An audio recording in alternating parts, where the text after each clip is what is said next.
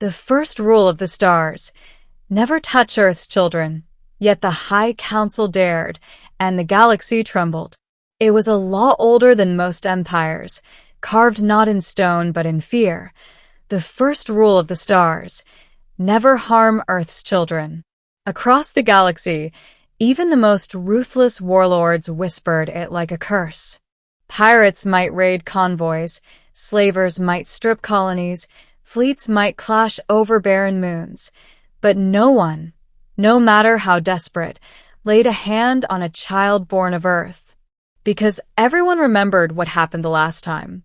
The details had blurred across centuries, woven into myth and warning. But the essence remained. Earth's children were not ordinary. They were tied to something ancient, something fierce, something that had once shattered entire armadas with a single thought. To protect galactic peace, the first rule had been declared, signed even by those who hated humanity's stubborn presence among the stars. It was unbreakable, until the High Council broke it. The beginning. I was a cadet then, barely 20, stationed at a listening post on the rim.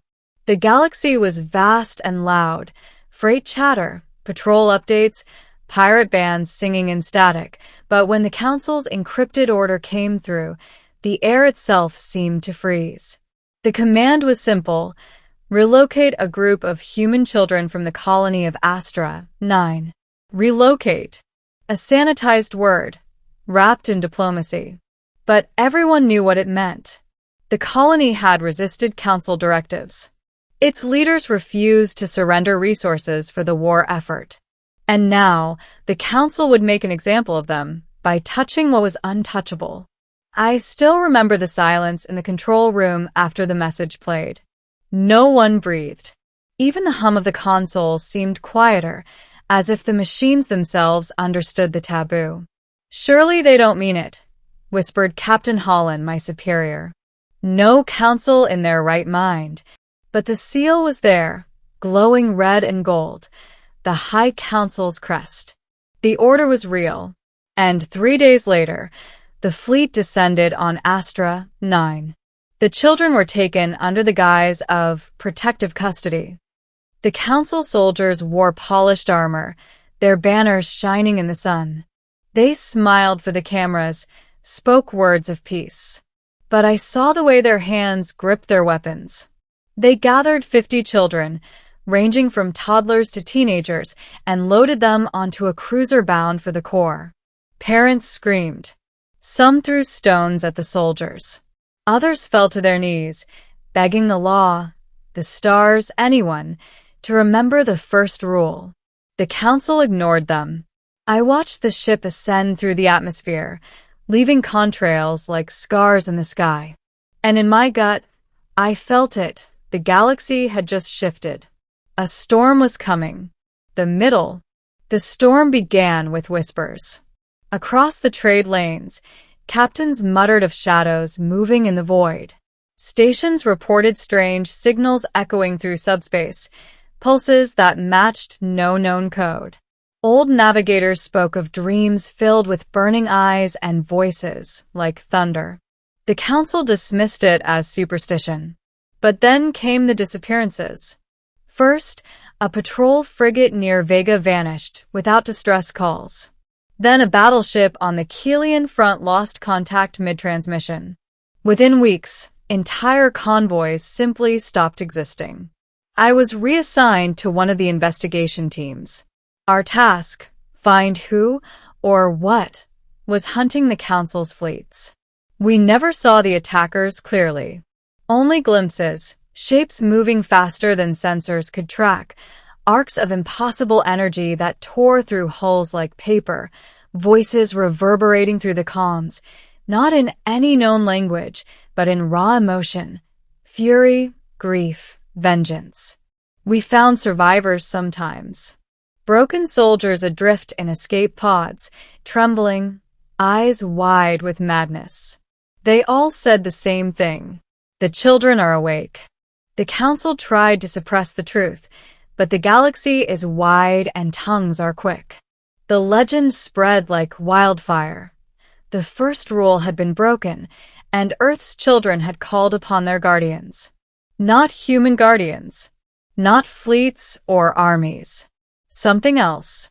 Something older. The revelation. It happened on the day the council paraded the children through the capital, proof of their dominance. I was there, part of the security detail, standing among banners and crowds forced to cheer. The children walked in a line, pale and silent, their eyes far too calm for their age. Chains of light bound their wrists, a cruel show of power. And then they stopped.